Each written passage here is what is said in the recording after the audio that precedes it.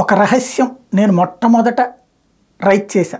నాకు వచ్చిన అనుమానమే వార్తలను చూస్తేనే. ఎప్పుడైతే చైనాకి అపోజిట్గా ఒక రహదారి అంటే చైనా ఏంటి సిల్క్ రోడ్ అనేటువంటి ఒక ప్రతిపాదన ద్వారా ప్రపంచమంతా కూడా వాణిజ్య అవసరాలకు ఒక రోడ్లు వేసేసి తద్వారా అమెరికాని బీట్ చేయడానికి ఒక స్కెచ్ చేసింది. అంటే నెంబర్ 1 ఆర్థిక వ్యవస్థ కావడానికి. చైనా అందులో మనల్ని కూడా కలుపుకెళ్ళి ఉంటే మనం కూడా హర్షించేవాళ్ళం. కానీ అక్కడ మనల్ని గిల్లింది. ఎట్లాగా? మన దేశానికి సంబంధించి పాకిస్తాన్ ఆక్రమించుకున్న POJKలో నుంచి రోడ్డు వేస్తుంది. అంటే ఇక శాశ్వతంగా POK మనది కాకుండా చేయటం, అది దాని ఎత్తుగడ. మరి నరేంద్ర మోడీ ఊరుకుంటాడా? దానికి ఆల్టర్నేటివ్ రూట్ని చూపించి ప్రపంచ దేశాలు ఇటుకు తిప్పడం ప్రారంభించాడు. అందులో భాగమే భారతదేశం సూచించినటువంటి సముద్ర రైలు మార్గం. అంటే రోడ్డుకి కాస్ట్ ఎక్కువ, రోడ్ ట్రాన్స్పోర్టేషన్. అదే సముద్ర మార్గం అయితే కాస్ట్ తక్కువ ఉంటుంది, అలాగే రైలు మార్గం అయితే కాస్ట్ తక్కువ ఉంటుంది.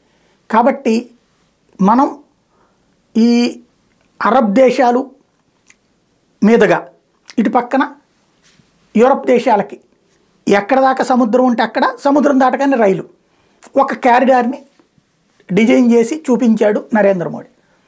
అమెరికా కూడా ఒప్పుకుంది, G20 దేశాలు ఒప్పుకున్నాయి, G7 దేశాలు ఒప్పుకున్నాయి. దానికి నిధుల్ని రెడీ చేసుకోవడానికి ప్రిపేర్ అయ్యాయి. 2035 నాటి కొత్త రోడ్డు ప్రిపేర్ అయిపోదాం అనుకున్నారు.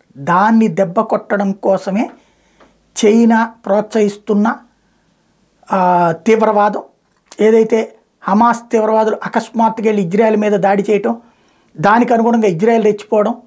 ఇందులో ఏంటంటే అరబ్ దేశాలు ఇజ్రాయెల్ రెండు కూడా ఈ దారిలో పార్ట్ అవుతాయి.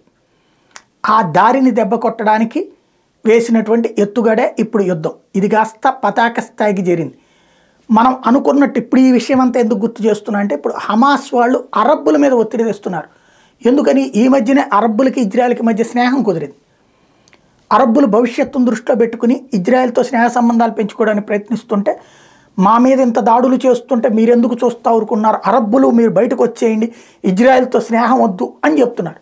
వాడి అరబ్బులకి స్నేహంకి వీడికి ఏంటి సంబంధం హమాస్కి? అంటే తీవ్రవాద సంస్థలు అరబ్ దేశాల మీద పెత్తనం చేయాలనుకుంటున్నాయి. అది అసలు పాయింట్.